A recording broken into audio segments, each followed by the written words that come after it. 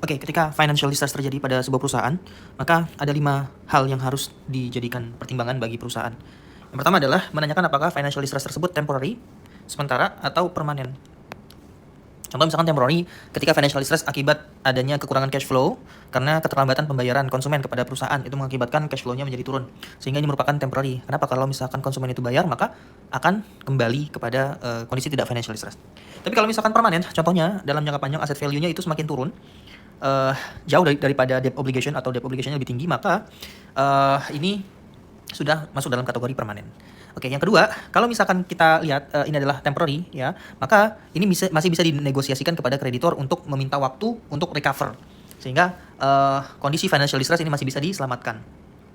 Tapi kalau misalkan ini adalah permanen, maka ini sudah terjadi yang namanya economic losses.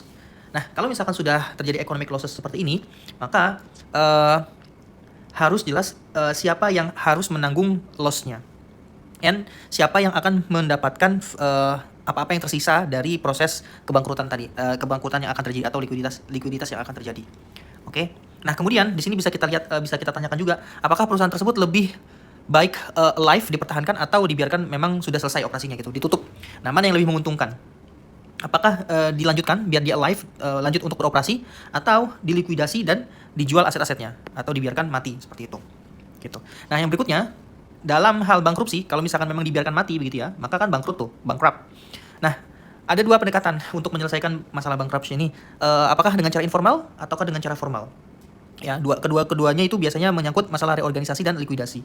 Likuidasi itu berarti menjual aset-aset ya untuk menutupi segala macam bentuk debt tadi atau obligasi tadi. Nah, biasanya kalau formal ini melalui court ya, melalui persidangan, melalui peradilan seperti itu.